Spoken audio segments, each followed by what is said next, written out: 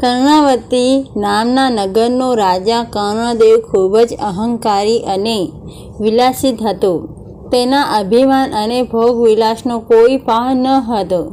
તેને કમલાવતી નામની એક ગુણવાન અને ચારિત્ર્યશીલ પત્ની હતી. તે જેટલી આસ્તિક હતી એટલો જ કર્ણદેવ નાસ્તિક હતો.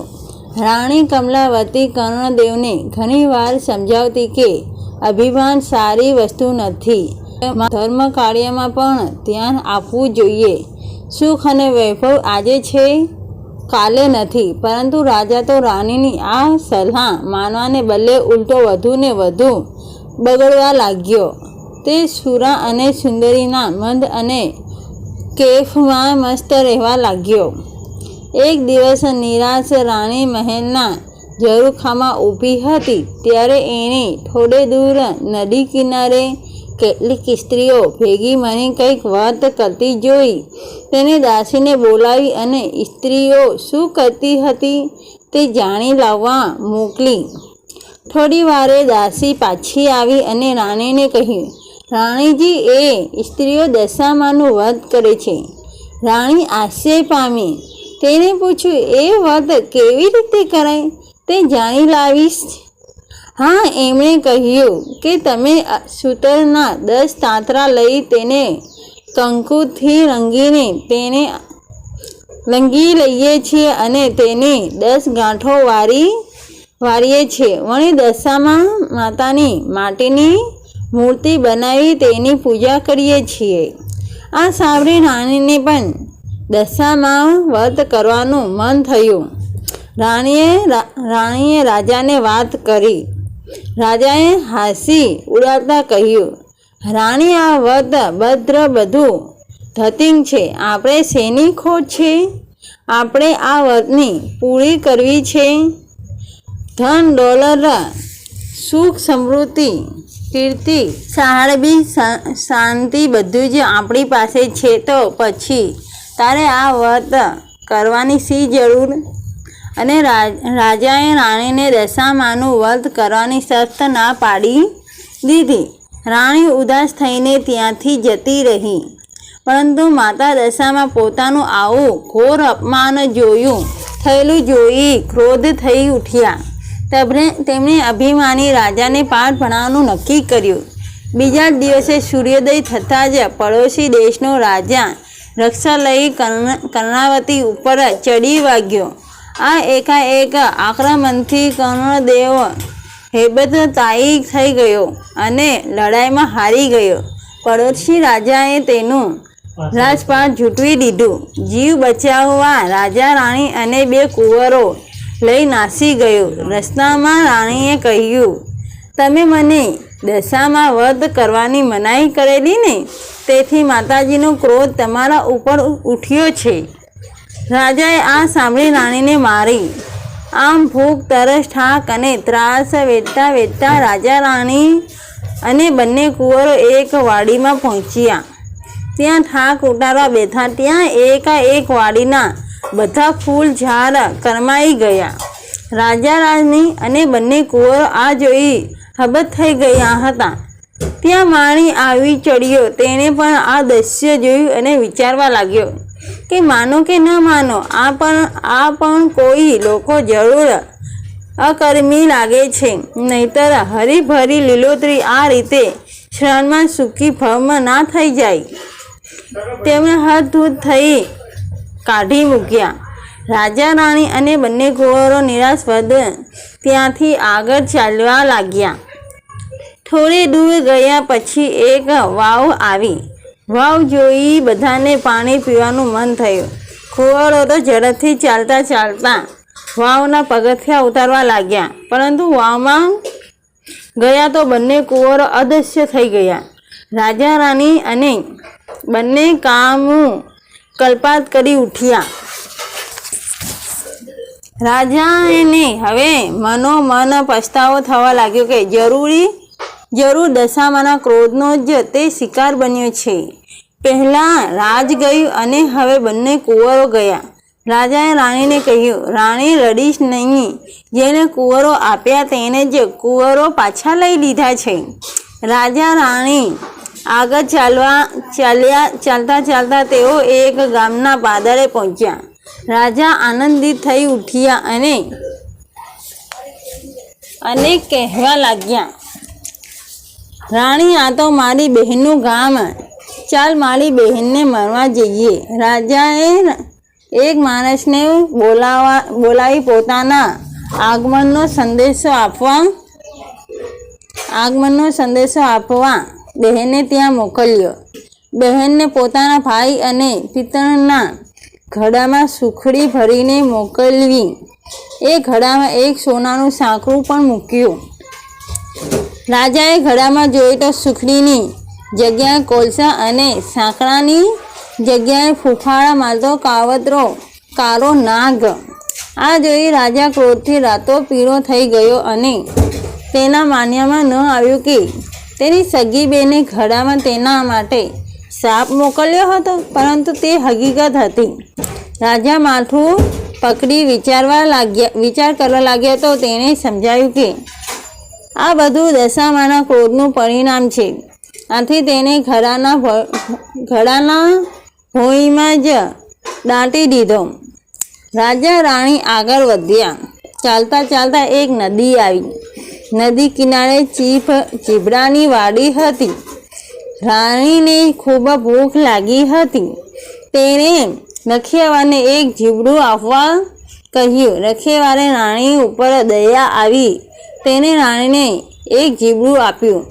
રાણીએ જીબડાને સાડીના છેડાથી ઢાંકી દીધું. રાણીને થયું કે કોઈ કૂવાના કિનારે શાંતિથી જીબડું ખાઈશ, પાણી પીશું. રાજા રાણી થોડે દૂર ગયા હશે ત્યાં જ તેમની પાછળ સૈનિકો આવી પહોંચ્યા. તેમને બંનેને રોક્યા અને પોતાની ઝડપી લીધા.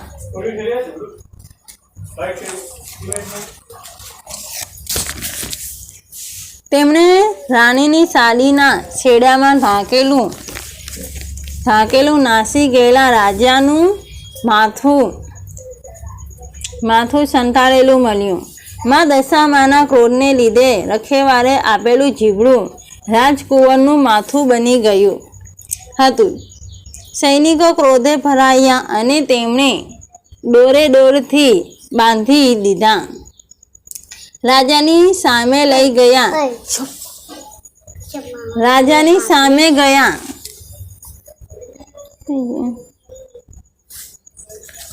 રાજાએ પણ ગુસ્સે થઈ તેમને તાત્કાલિક જેલમાં પૂરી દેવાનો આદેશ આપ્યો.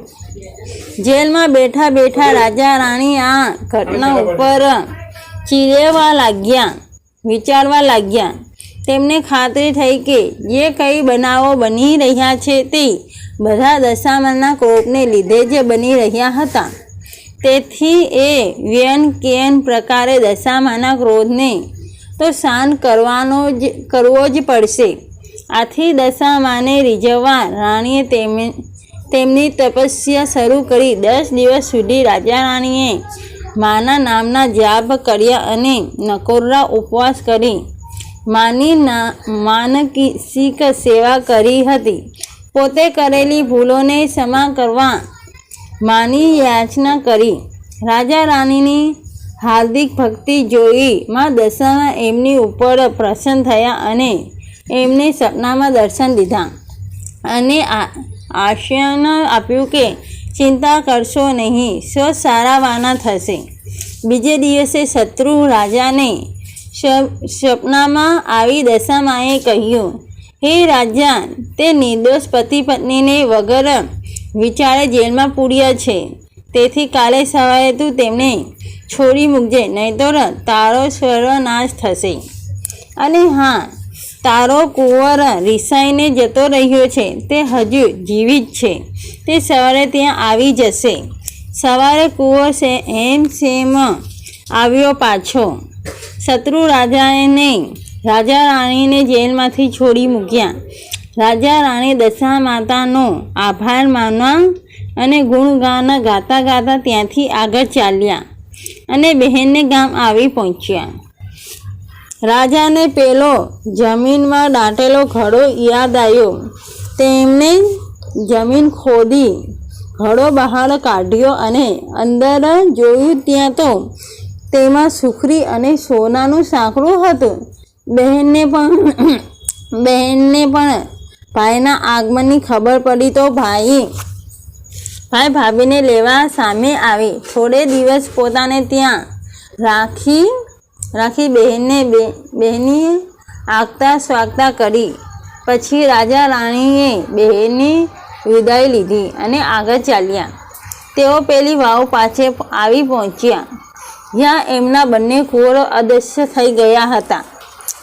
વાવમાં ગયા તો એક ડોશીમાં તે બંને કુંવરોને લઈને તેમની રાહ જોતા હતા. રાજાએ પૂછ્યું, આ કુંવરો ક્યાંથી મળ્યા? જવાબમાં દશામાં માતાએ તેમનું અસલ સ્વરૂપ પ્રગટ કર્યું અને રાજા રાણીને આશીર્વાદ આપતા કહ્યું, હે રાજા રાણી, તારી અસલ ભક્તિથી હું પ્રસન્ન થઈ ગઈ છું. તેથી ધર્મ પરાવર્તના અત્યંત પ્રશંસિત છે. તું પણ હવે તે સુધરી ગયો છે. જ્યાં તને તારું ઝૂંટવાઈ ગયેલું રાજ પાછું મળશે. દશામાની કૃપાથી રાજા ગદગદ થઈ ગયો. તેને તેમના પગે પડી ગયો. તમારી કસોટીમાંથી પાર ઉતરવું પારમ માની લીધી હવે માટે કઠિન છે. તેથી માં સોના ઉપર દયાની અમી દ્રષ્ટિ રાખજો. દશામાએ કહ્યું, હે રાજન, જે કોઈ દશામાનું વ્રત રાખશે તે માટે અમી દ્રષ્ટિને પાત્ર થશે. જે કોઈ પણ મારું અપમાન કરશે તે ક્રોધને ભોગ બનશે. અને દશામાના અદૃશ્ય થઈ ગયા. પછી રાજાએ પ્રજાનો સાથ દઈ શત્રુ રાજા સામે લડાઈ કરી અને પોતાનું રાજ્ય પાછું મેળવ્યું. રાજાએ નિષ્ઠાથી માં દશામાનું મંદિર બાંધ્યું અને પ્રજામાં તેમનો મહિમા વધાર્યો. માના પ્રતાપથી તેઓ સુખ શાંતિમાં જીવન પસાર કરવા લાગ્યા. જય દશામાં, જય જય દશામાં. જેવા રાજા રાણીને ફર્યા તેમ સર્વને ફરજો. વ્રત કરનાર, વાર્તા લખનાર, વાર્તા વાંચનાર સર્વની મનોકામના સુધારજો. સુખ સંપત્તિ અને શાંતિ આપજો. શ્રદ્ધા અને વિશ્વાસ અને નિષ્ઠાથી પ્રસન્ન કરજો. જય દશામાં.